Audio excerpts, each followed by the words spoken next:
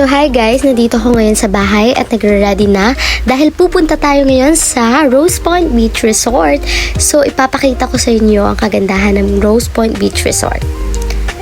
So guys, sumakay na tayo ngayon sa tricycle papuntang bayan para doon na tayo sumakay ng series. So nandito tayo ngayon sa bayan at naghihintay na tayo ng series bus na papuntang Pandan Antique. So update is nandito na tayo sa series bus at yung sinakyan naming series bus ay yung papuntang Kalibo, Aklan kasi dadaanan niya yung Pandan Terminal which is doon kami bababa.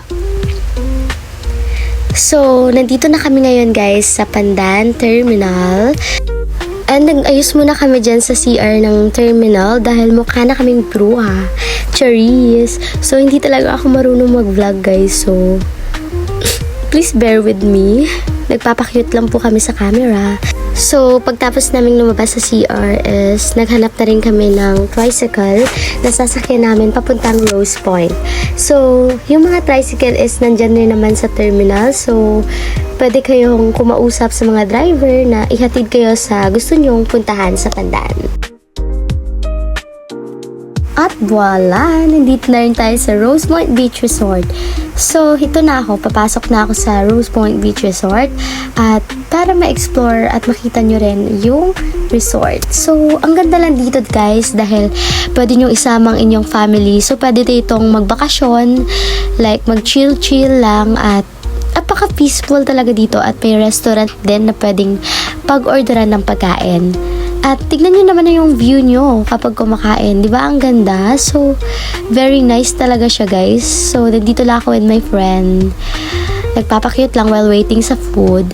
So, after ilang minuto ay nandito na rin yung aming mga foods na in-order. So, ang sarap talaga ng mga foods dito at kumuha na rin ako ng buko juice kasi na-miss ko talaga yung fresh buko. Ang sarap talaga niya guys. So, eto na.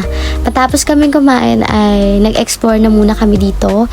So, white sand pala siya guys. At yung entrance fee naman dito ay 50 pesos lang. At may mga cottages rin sila dito. At may mga facilities rin sila na pwede mong pagpicturean. Gaya nito is di ko in-expect na may lake pala dito sa likod. At tignan nyo naman, yung sa front niya is yung beach. Then sa likod niya is lake, diba? Ang ganda lang. Super chill and super fresh talaga ng hangin dito. At pang Instagrammable talaga ang makukuha mong mga picture dahil ang ganda ng view. Super, super clean and super, super green. So, madami talaga kayong mapagpicturean dito guys sa may Rose Point Beach Resort dahil ang ganda nga ng view at saka eto kami with my friends. Nagpipicture taking kami dahil picture taking is life.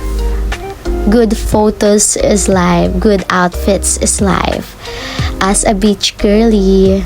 So, ito na ako. Nag-chill lang ako dito sa duyan-duyan at bakit bigla akong tumayo?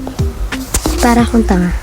So, dito lang, naglalakad-lakad lang ako at nag-relapse. Charot. Just kidding. So, eto na guys. Papakita ko sa inyo ang view ng lake. Ang ganda-ganda talaga guys.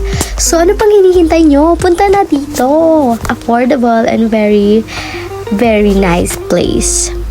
So, umakyat kami ng hagdanan para makita namin yung buong view ng lake.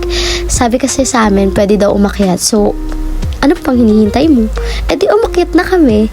So, eto na guys. So, bumaba na ulit kami and dito na kami sa front, sa beach side at dito na ako nagduyan-duyan. So, salamat po pala sa aking videographer dyan. Very, very nice. Kasi ang ganda-ganda talaga ng view. At napakasaya lang guys dahil kahit na engineering student tayo ay naisipan pa rin nating mag-chill-chill lang. Charot. So, pauwi na kami guys dahil mukhang gumagabi na at tsaka sumakay na rin kami sa series bus. Hindi ko na binidyohan kasi lobat na ako. So, eto na lang guys. Goodbye. Hope you enjoy my video. Thank you.